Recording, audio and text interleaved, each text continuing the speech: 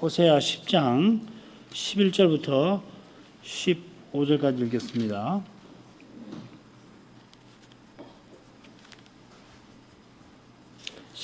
읽겠습니다. 에브라임은 마치 길들인 암소 같아서 혹식 밟기를 좋아하나 내가 그 아름다운 목에 멍에를 메우고 그 위에 사람을 태우리니 유다가 밭을 갈고 야곱이 흙덩이를 깨뜨리리라. 너희가 자기를 위하여 의를 심고 긍휼을 거두라. 지금이 곧 여호와를 찾을 때니 너희 묵은 땅을 기경하라. 마침내 여호와께서 임하사 의를 비처럼 너희에게 내리시리라. 너희는 악을 밭가라 죄를 거두고 거짓 열매를 먹었나니 이는 내가 내 길과 내 용사의 많음을 의뢰하였습니다. 그러므로 너희 백성 중에 요란함이 일어나며 내 산성들이 다 회파되되 살만이 전쟁의 날에 벳 아벨을 회파한 것 같이 될 것이라. 그때에 어미와 자식이 함께 부셔졌도다. 너희의 큰 악을 인하여 그들이 이같이 너희에게 행하리니 이스라엘 왕이 새벽에 멸절하리로다.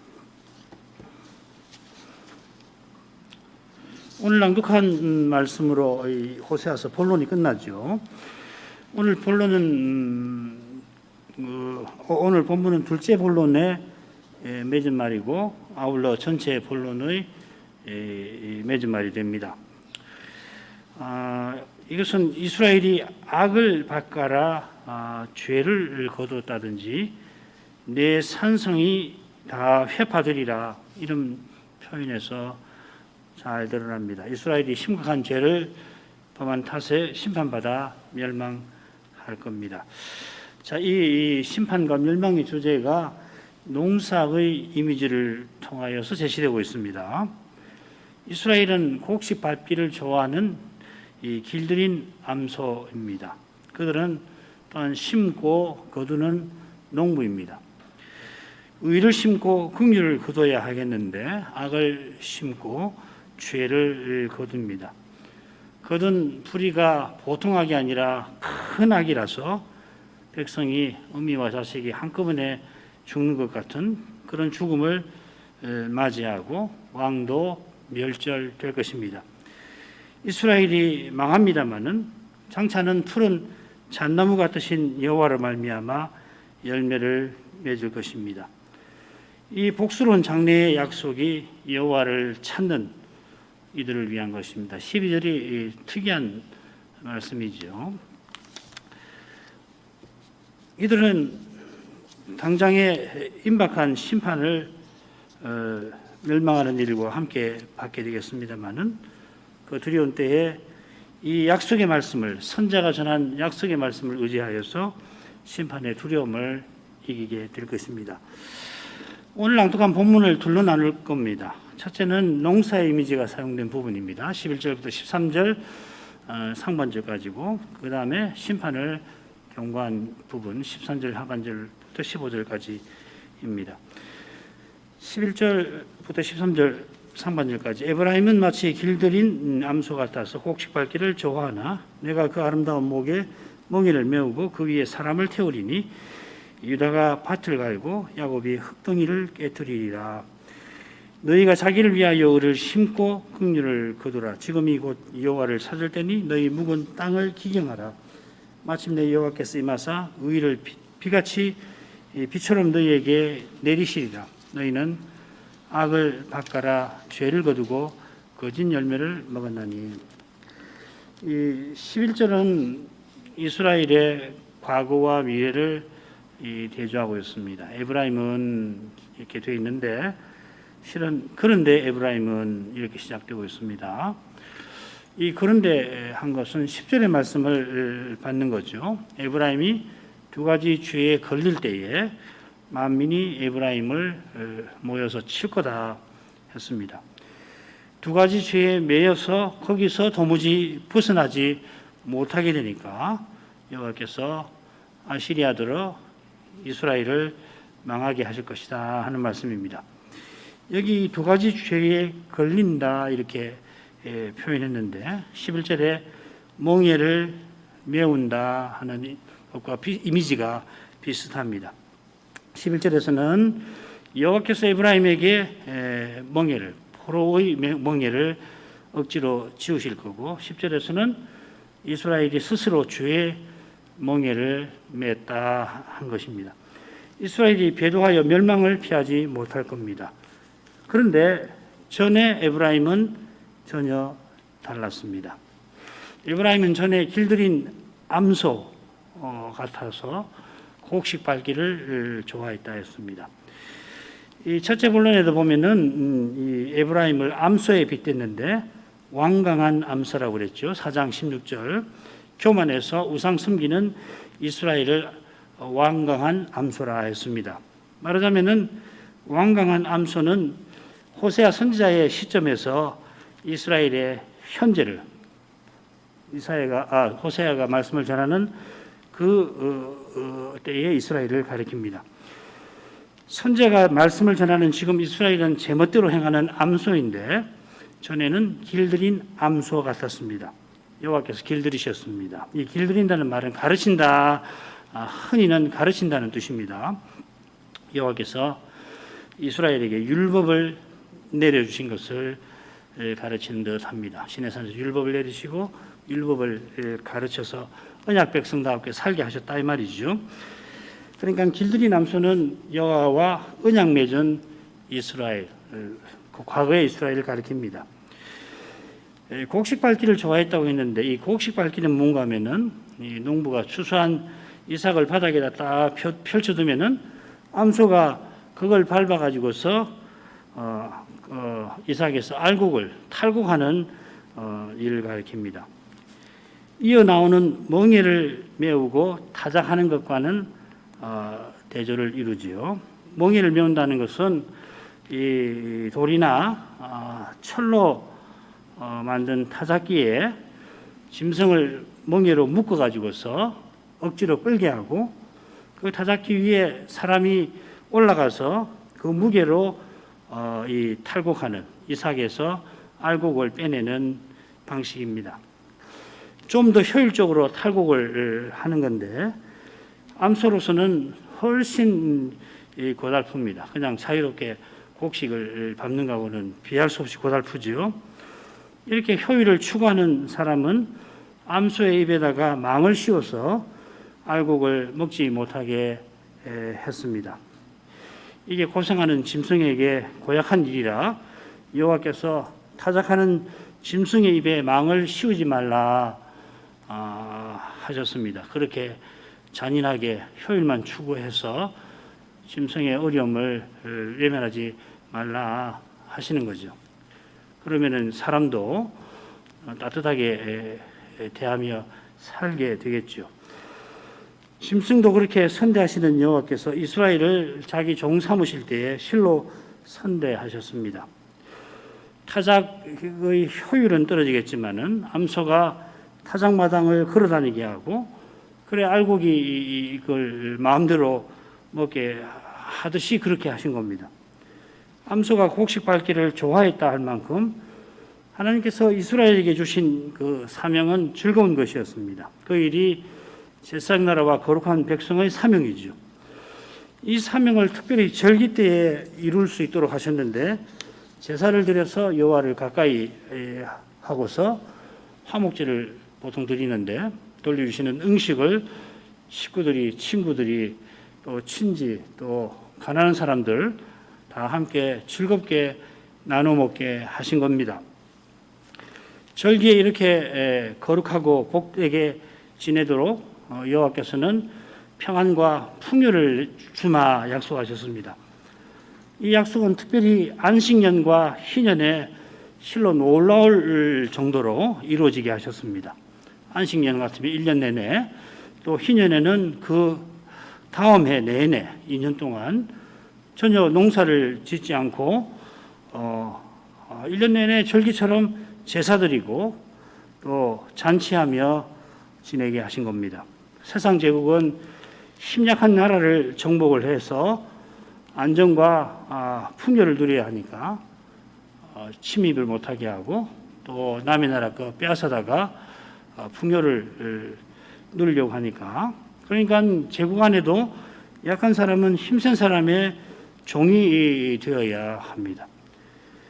세상 영화를 추구하는 사람은 안식년에 빚을 탕감하라 하신 규례라든지 희년에 종을 쉬게 하라 하는 그 규례를 따르기가 싫을 겁니다마는 여호와의 은혜를 깨닫는 백성은 곡식 밟기를 좋아하는 암소처럼 율법의 정신을 좇아 하나님 나라를 이루며 살려 했을 겁니다. 그러나 내가 그 아름다운 목에 멍에를 메우리라. 하나님께서 이스라엘에게 거룩한 사명을 내리시고 그 사명을 이루게 하겠다 약속을 하셨습니다마는 이스라엘은 가나안에 들어가자마자 곧 여호와의 명령을 어깁니다. 가나안을 주셨지만 차지하지 못합니다. 그 결과 사실의 초기부터 두 사명을 허무는 일이 발생합니다. 모세의 손자라는 사람이 미가 개인의 제상이 되었고 단 지파는 그 미가의 제상과 두라빔, 은으로 만든 그 두라빔을 빼앗고서 자기 기업의 땅을 버리고 저 북쪽으로 가서 땅을 남의 나라를 억지로 빼앗아서 거기 살지요. 그처럼 사사시대는 엘리의 두 아들이 제사를 멸시하다가 블레셋에게 언약궤를 빼앗기는 일로 끝납니다. 여호와께서 삼손을 통해서 블레셋의 지도자들을 하루에 몰살을 시키시고 그처럼 사무엘을 세워서 말씀을 가르치신 그 일이 아니었다면 이스라엘은 지면에서 아마 사라졌을지 모릅니다. 이런 큰 은혜를 받고서도 이스라엘은 사무엘의 지도 아래 좀 살만하니까 열방과 같아지려고 왕을 구했고 그들이 구한 왕은 과연 세상 임금처럼 권력을 탐하더니 블레셋처럼 이 성막의 제사장들, 노업의 제사장들을 몰살을 시키고 마침내 길보아 전쟁에서 자기도 죽고 나라도 망하게 만들 뻔했습니다. 오직 여호와께서 사울의 미움에서 다윗을 늘 보호하시고 마침내 그를 왕으로 세워서 언약의 나라를 새롭게 하셨습니다. 마침내 솔로몬 들어 성전을 짓기도 하셨습니다. 그러나 솔로몬이 죽고 이스라엘이 둘로 쪼개지고 북쪽 이스라엘은 건국하자마자 금송아지 우상을 섬겼습니다. 여호와께서 그 목에 멍에를 메우지 아니하셨다면은 진즉에 망하고 말았을 것입니다. 이 멍에를 메우셨다는 것은 죄를 범할 때 외적의 침입을 받게 하신다든지 기근이 들게 하신다든지 이런 일이거든요. 언약의 약속을 쫓아서 외적을 막아주시고 풍성한 추수를 거두어서 하나님을 가까이 하며 섬기는 것과 정반대되는 그런 현실을 가리킬 겁니다. 언약의 왕이 세상 왕처럼 백성을 괴롭게 한다든지 다른 나라의 침입과 압제를 받는 그런 경우에 이 멍에라는 말을 씁니다. 하나님께서 이처럼 징계하시는데도 이스라엘은 정신을 차리지 않고 더욱 죄에 팔렸습니다. 아합처럼. 그렇기 때문에 여호와께서 그의 위에 사람을 태우리라 하십니다. 이건 이스라엘이 아시리아에 망해서 종이 될 거라 하는 경고입니다. 북이스라엘만 아니라 남유다도 밭을 갈 것입니다. 유다도 이스라엘보다 낫지 못합니다. 앞서거니 뒤서거니 할 뿐입니다.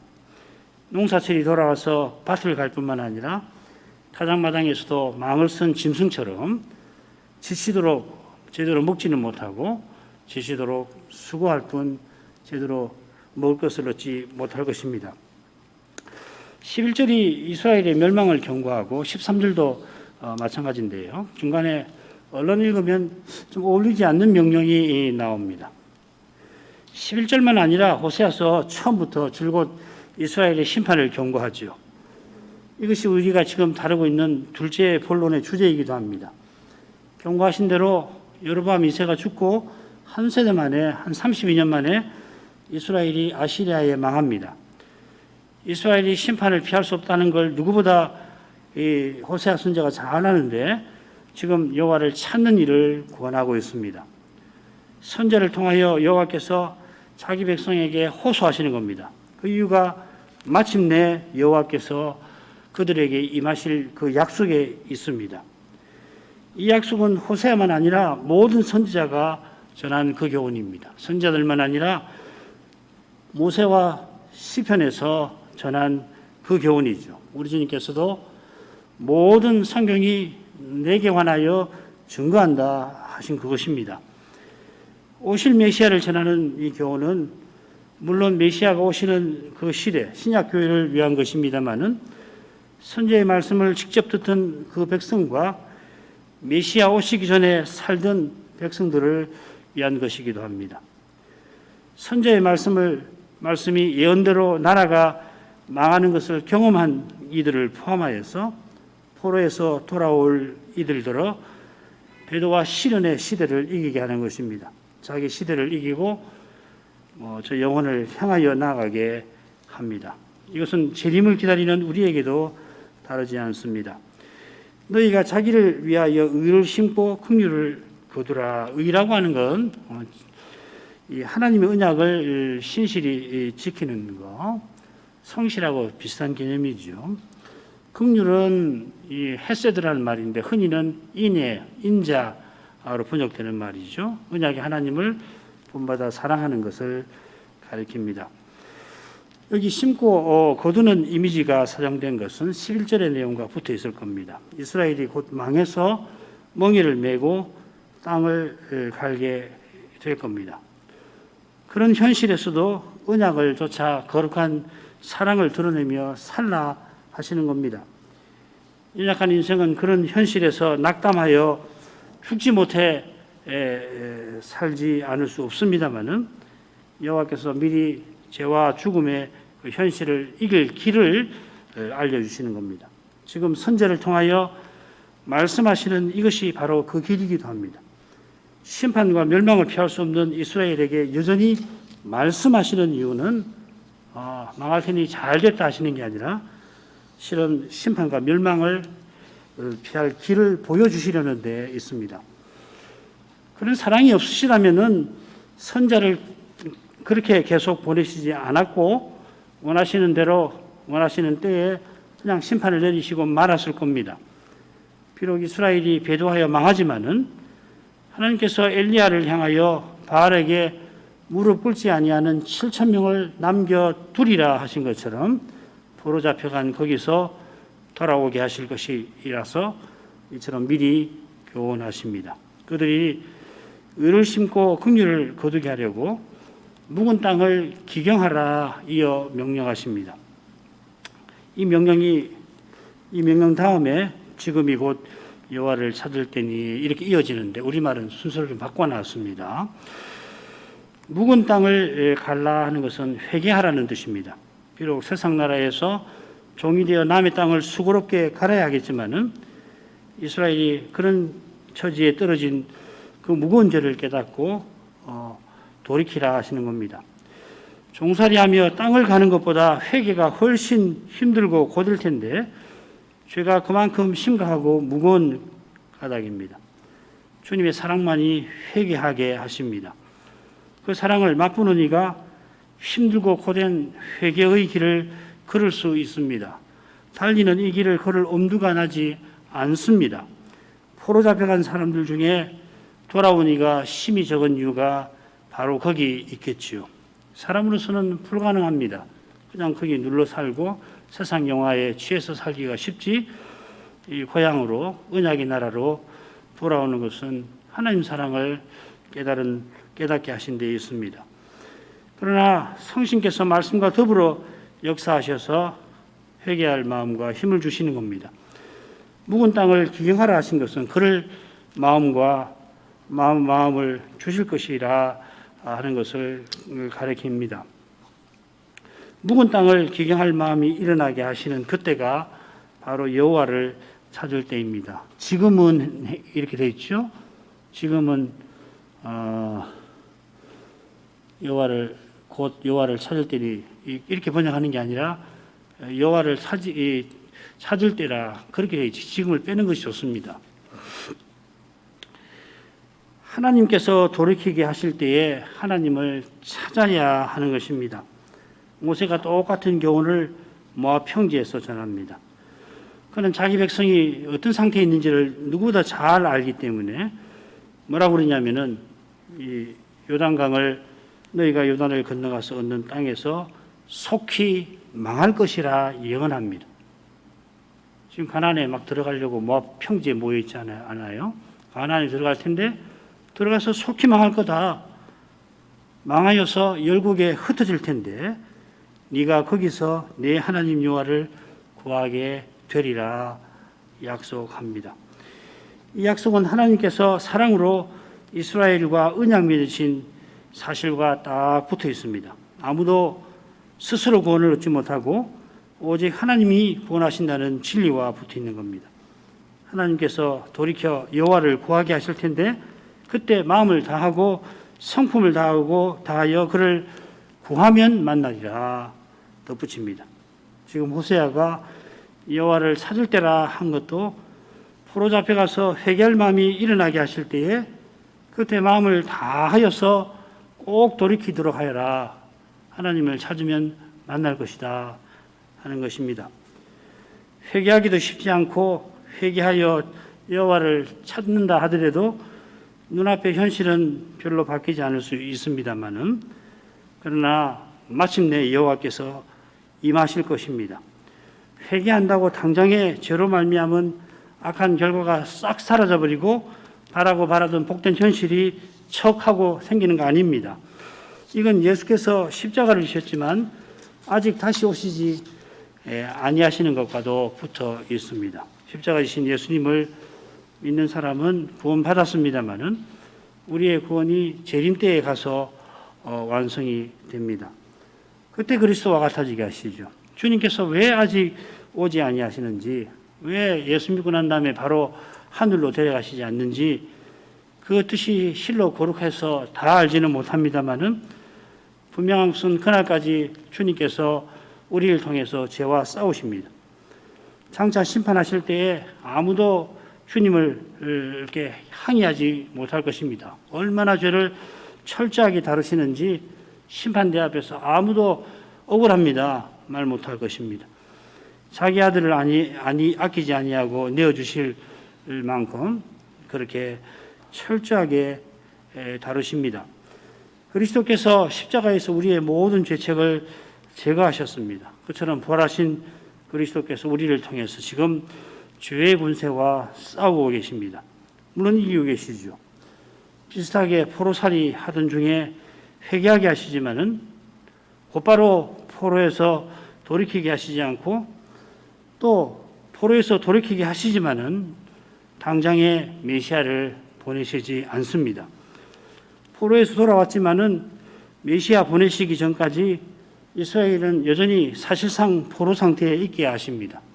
느헤미야의 기도 같은 데 보면은 그런 것이 나오죠. 그러나 마침내 여호와께서 임하십니다. 여호와를 찾는 자를 만나 주십니다. 포로에서 돌이키게 하십니다. 약속대로 메시아를 보내십니다. 그처럼 그리스도를 다시 보내십니다. 그 하나님께서 그날까지 교회를 주의 원수들에게서 보존하십니다. 신자를 죄의 시험에서 보호하십니다. 그처럼 하나님의 약속을 믿는 교회와 신자는 마침내 약속하신 것을 받게 하십니다. 눈앞에 현실이 이 약속과 어긋나 보이지만은 그러니까 현실에 휘둘리기가 쉽고 그렇게 되기도 하지만은 그런데도 이 약속하신 주님을 여전히 우리가 믿는 이것이 약속의 본질이기도 합니다. 보지 못하나 그리스도를 사랑하는 이것이 장차 다시 오시는 때에 누리게 하실 바로 그 복입니다. 주님을 사랑하는 것. 지금 바라던 그것을 장차 주시고 지금 구하는 것을 장차 주십니다. 여기서 그리스도를 진정으로 바라는 그 사람을 그리스도와 같아지게 하십니다. 말로만 그리스도 이야기하고 실제로 그리스도 아닌 다른 것을 구하는 자는 기대하기 어렵습니다. 지금 그리스도를 바라는 이는 이미 그리스도께서 함께 하십니다. 이것을 맛보는 사람은 문제의 현실에서 이미 해답을 얻습니다. 바로 얻게 되는 건 아닙니다. 그러나 이미 해답이 있구나, 내게 있구나. 그처럼 현실에서 보아야 할 것을 보고 걸어야 할 길을 압니다. 여호와께서 마침내 임하셔서 의를 비처럼 너희에게 내리시리라 하셨는데 이 약속은 무엇보다 그리스도의 십자가와 부활로 이루어졌습니다. 여호와께서 친히 언약을 이루실 것이라 하셨는데 여호와의 종이 되셔서 이루셨습니다. 의가 비처럼 내리게 하시면 약속하신 복을 거두게 하시겠죠. 이스라엘이 포로에서 돌아올 때 그 복을 미리 맛볼 겁니다마는 이스라엘만 아니라 이방인도 그리스도의 십자가와 부활로 말미암아 맛봅니다. 이게 바로 주님이 전하신 하나님 나라입니다. 하나님 나라가 성신 안에서 의와 평강과 희락으로 우리에게 지금 임합니다. 믿음으로 그리스도의 인격과 사랑을 드러내는 거기서 그리스도가 전부이신 그런 사회가 이루어져 갑니다. 온 세상에서 주님이 그 일을 하고 계십니다. 그처럼 그리스도께서 장차 오셔서 이 나라를 완성시키실 것입니다. 그때 약속하신 복을 완전히 누리게 하실 겁니다. 선자가 이런 약속의 말씀을 전하는 현실은 정반대입니다. 너희는 악을 밭가라 죄를 거두고 거짓 열매를 먹었다 하십니다. 밭이 악이니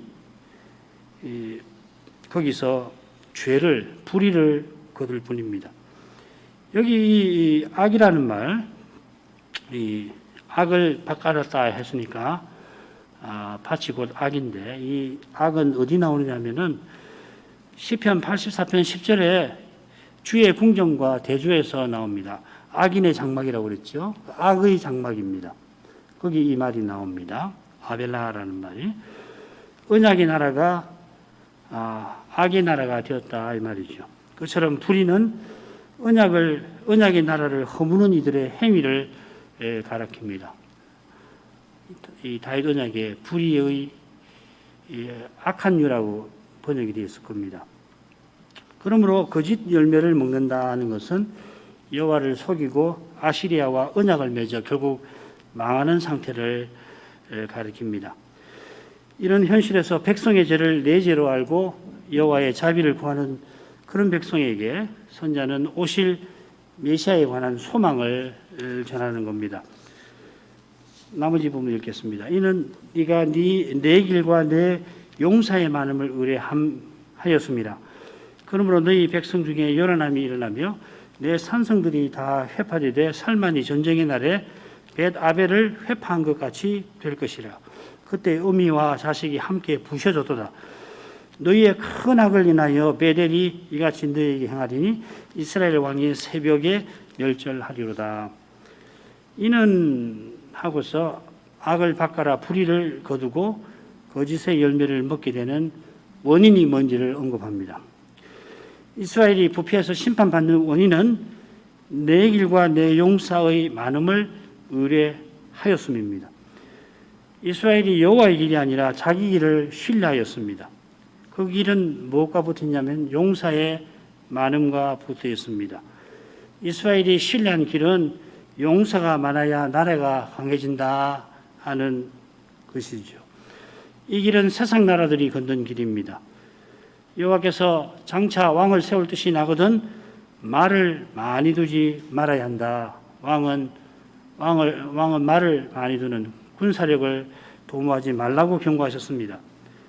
왕이 언약의 나라를 잘 다스리려면은 사람의 힘을 의지하지 말고 여호와를 전심으로 의지하라 하신 겁니다. 그래 다윗은 주를 의지하여 적군을 달렸다 고백합니다. 여호와는 말의 힘이나 사람의 다리를 즐거워 아니하고 자기를 경외하는 자와 그 인자심을 바라는 자들을 기뻐하십니다.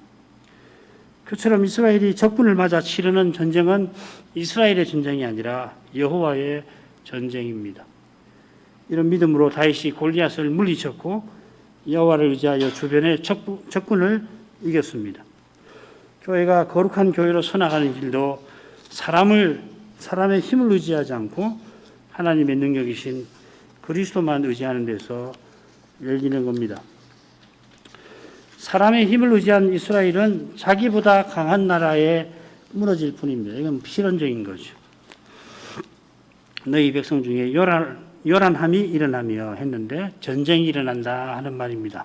그러니까 요란함이라는 것은 적군이 공격하면서 큰 소리를 내는 겁니다. 말들이 지축을 울리는 그런 소리를 가리키겠죠. 그래서 내 산성들이 다 회파될 것이라 경고합니다. 이 산성들이 이 난공불락입니다. 난공불락이라 이스라엘이 마음을 높입니다마는 아시리아가 이 산성을 포위해서 공략하는 기술을 갖추고서는 쳐들어올 것입니다. 누가 이 산성들을 무너뜨리랴 했지만은 그 결국 사람이 만든 산성이니 사람이 만든 기술에 무너지고 맙니다. 그전에는 뭐 산성이 무너지는 일이 드물었거든요. 근데 아시리아가 그걸 다 조사해가지고 저 산성을 어떻게 무너뜨릴까 연구해서 기술을 갖추고 이 산성들을 자랑하던 산성들을 회파해 버립니다. 그처럼 사람의 꾀가 아무리 치밀한들 하나님의 지혜 앞에 맥없이 허물어지는 겁니다. 하나님의 지혜를 좇는 사람은 얼른 순진해서 꾀를 피우지 않으니까 순진해 보이거든요. 그러니까 사람의 꾀를 행하는 사람들은 속이기가 쉬워 보입니다. 그러나 속이는 자가 제 꾀에 넘어가는 겁니다. 하나님의 꾀는 사람의 꾀는 거짓이라 절대 이루어지지 아니합니다. 진리신 하나님께서 그렇게 되게 아니하시는 것입니다. 이미 살만이 전쟁의 날에 벳아벨을 회파한 적이 있다 하였습니다. 언제 일어난 사건인지 정확하게 알기가 어렵습니다. 많은 주석가들은 이 살만 에셀 5세가 주전 724년에 사마리아를 공격한 사건일 거라 합니다. 만약에 이 해석을 따른다면은 이스라엘이 멸망하기 2년 전에 있었던 사건이 됩니다. 그러나 이 이스라엘 멸망과 너무 근접한 사건이라 다른 의견들도 있습니다. 아무튼지 이스라엘은 나라가 망할 뻔한 그런 두려운 일을 당했습니다. 얼마나 두려운 사건인지 그 사건이 있을 때 어미와 자식이 함께 부셔졌다 하였습니다. 뭐냐면은 힘센 군인들이 이 약한 여인과 아이를 바위에다가 던져 죽여버리는 걸 말하는 겁니다. 사람을 메어다가 바위 같은데 내리 꽂아서 죽이는 겁니다. 심지어 어미와 자식을 함께 한 바위에 죽였습니다. 여기서 인간 권력이 얼마나 잔인한지 드러납니다마는 동시에 언약의 저주가 얼마나 두려운지 나타납니다. 어미와 자식이 함께 죽는다는 것은 이 언약의 저주를 상징하는 거거든요. 사람은 몸은 죽여도 영혼은 죽이지 못합니다마는 하나님은 몸도 영혼도 능히 지옥에 멸하시는 분이십니다. 바로 거기에 인생이 겪는 두려움의 원인이 있습니다. 왜 두려운가? 영원한 심판에 대한 두려움, 영원한 멸망에 대한 두려움이 원인인 것입니다. 그런 두려운 일을 이미 겪었는데도 이스라엘은 회개치 아니하다가 그보다 더 두려운 일을 겪게 되었습니다. 그 이유는 너희의 큰 악에 있습니다. 이 큰 악도 괜찮은 번역입니다만은 이 가장 큰 악을 호세아가 가리키는 것 같아요. 아시리아가 이스라엘에게 행할 악도 큰 악입니다만은 이미 어미와 자식을 바위에 던지는 얼마나 큰 악입니까? 그런데 이스라엘이 하나님께 행한 악은 훨씬 더합니다. 이스라엘의 악이 그만큼 악한 탓에 하나님께서 베델이 이같이 너희에게 행할 것이라 경고하십니다. 이 번역을 좀 바꾸면 좋겠습니다. 베델이여 혹은 하나님의 집이여 이런 일이 너희에게 행해지리라. 이렇게 번역하는 것이 조금 더 나은 것 같아요. 하나님의 집인 이스라엘이 하나님께 치독한 악을 행한 탓에 아시리아가 이스라엘에게 잔혹한 악을 행합니다마는 아시리아의 악보다 이스라엘의 악이 더 큽니다. 그래서 여호와께서 여전히 이스라엘을 여호와의 집이라 부르시는 겁니다. 행한 악보다 덜 심판하시는 거죠. 이스라엘은 완전히 언약을 버리고 하나님을 저버렸습니다마는 하나님께서 여전히 자기 백성을 향한 사랑을 품고 언약을 지키려 하시는 겁니다. 선자를 통해서 메시아를 보내리라 약속하신 것이 그 증거입니다. 이 약속을 이루려고 포로 잡혀갈 사람들에게 미리 권고하십니다. 이런 거룩한 사랑이 있어서 독생자를 아끼지 않고 내어주실 겁니다. 그 사랑에 우리의 구원이 있습니다. 이스라엘 왕이 새벽에 멸절하리라. 무슨 뜻인지 잘 모르겠는데 지금 이스라엘이 기브아의 시대와 같이 힘이 부패했다고 했으니까 그때 새벽에 레인의 첩이 처참한 죽임을 당했던 것처럼 이스라엘을 대표하는 왕이 새벽에 그처럼 처참하게 죽게 될 것을 가리키는 것도 같습니다.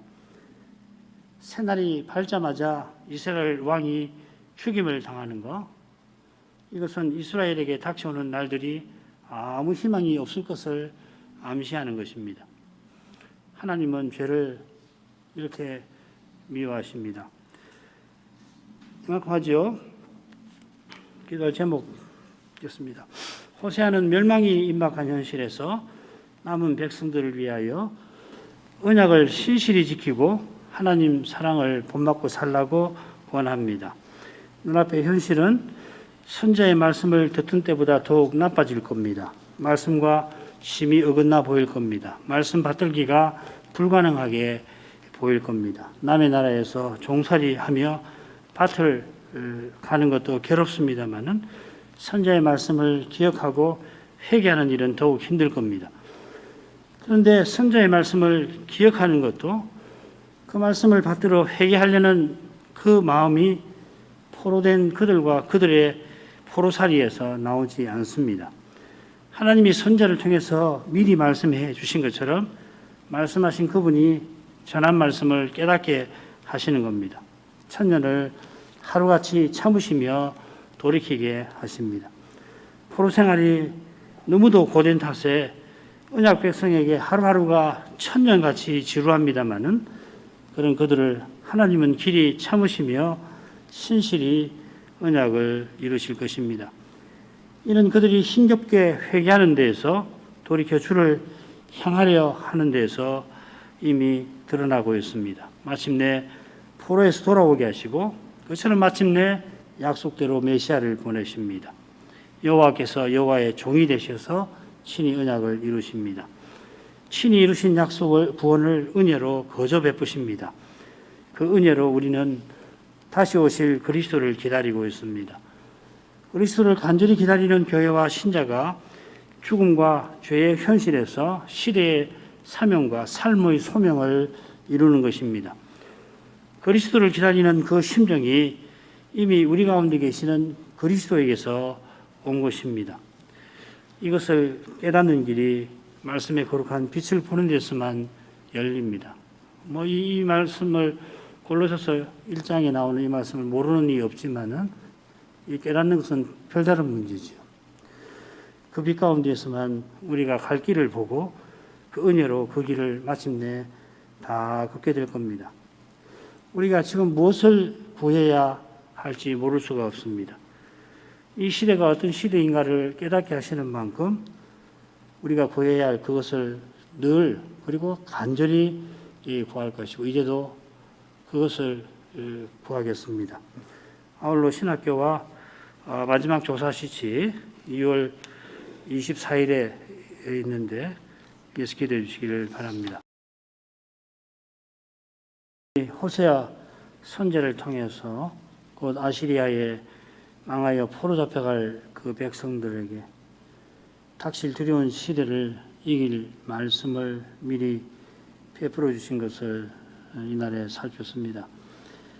이스라엘이 가나안에 들어가자 곧 제사장나라와 거룩한 백성의 사명을 다 허무는 그런 죄를 범하다가 몇 번이고 적군의 압제를 반복해서 받았고, 엘리 시대에는 홈리와 비나하스가 언약궤를 전쟁터로 가져가서 험하게 블레셋에게 빼앗기며 실로 성막은 초토화되었고 그때 많은 제사장이 죽임을 당하였습니다.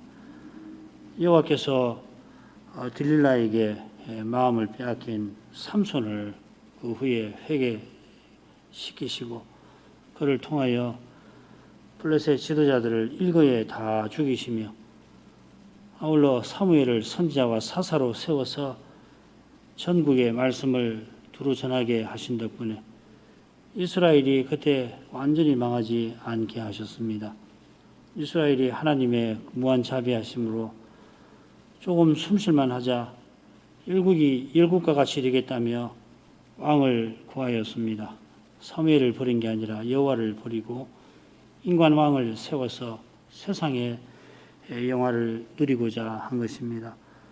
그들이 구한 왕은 세상 임금이었으므로 과연 세상 임금과 다르지 않게 자기 권력을 견고히 하려 했고, 결국에는 여호와의 기름받은 종 다윗을 죽이기 위하여 사는 그런 사람처럼 살았고, 끝내는 길보아 산에서 그 충직한 요나단과 함께 죽고 나라도 망하게 할 지경까지 떨어지게 하였습니다.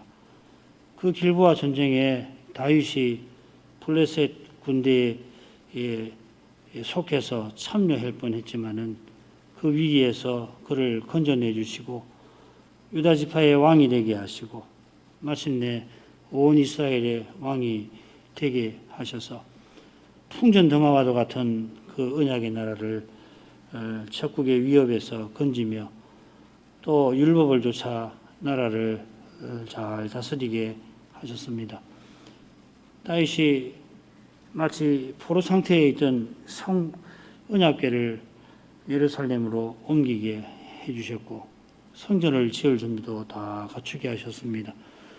그의 아들 솔로몬이 아버지를 이어 왕이 되고 성전을 지으면서 그의 이름대로 하나님의 평안을 언약의 나라에 가져올 것도 같았는데, 그러나 그런 그도 말년에 많은 우상을 섬기며 또 백성들에게 무거운 멍에를 짊어지게 만들었습니다. 그가 죽고 이 북쪽에 이스라엘이 세워졌지만은 처음부터 금송아지 우상을 섬기며 호세아 선자가 활약하던 때에 건국 이래 가장 안전하고 풍요로웠지만은 그만큼 많은 우상을 만들어 섬긴 탓에 여로보암 2세가 죽고 32년 만에 나라는 결국 망하고 말았습니다. 그런 처참하고 두려운 시대에 하나님은 여전히 선자를 보내어서 한편으로 심판을 피하지 못하는 이스라엘 죄를 책망하셨고 그 죄를 철저하게 심판하실 것을 경고하셨지만 다른 한편으로 친히 언약을 이루실 뜻을 분명히 알리시며 선자의 말씀을 듣던 이들이 오실 메시아를 바라면서 저 힘든 시대를 이기게 하셨습니다. 엘리야 선지자가 위대한 승리를 거둔 다음에 자기 기대와 전혀 달리 자기만 남았다 하였지만은 낙심하던 엘리야에게 사명을 내리시면서 바알에게 무릎 꿇지 아니하는 사람 7,000명을 내가 남겨놓겠다고 여호와께서 약속을 하셨습니다. 그처럼 약속하실 수 있었던 것은 장차 여호와의 종으로 세상에 오셔서 언약을 다 이루려 하신 데에 있음을 압니다. 세상에 오셔서 죄인을 부르실 때까지 여호와께서는 하루를 천년처럼 여기시며 신실히 언약을 이루어 오셨습니다. 그처럼 천년을 하루처럼 여기시며 언약 백성의 그 많은 죄와 또한 온 세상의 죄를 길이 참으셨습니다. 여호와께서 이처럼 신실하시고 인자하신 까닭에 마침내 십자가와 부활로 구원의 일을 다 이루셨던 것처럼 장차 다시 오셔서 약속하신 복을 우리에게 틀림없이 주실 것을 바라봅니다. 그 복된 순간을 바라보지 않을 수 없도록 그날까지 죄와 죽음의 현실이 우리 개인의 삶과 인류의 역사에 늘 따라다닐 터인데, 그러한 현실 가운데서 그리스도께서 우리를 통하여 그 거룩하신 뜻을 틀림없이 이루고 계심을 믿게 하옵소서. 이 순간에도 예수께서 음부의 권세가 이기지 못하는 주님의 교회를 세우고 계심을 믿게 하옵소서. 바로 이 위대한 사실이 있어 이처럼 저희가 함께 주의 이름을 부를 뿐만 아니라 이 두려운 시대에 그리스도의 몸으로 서나갈 심정을 여전히 품게 하시는 줄 믿습니다.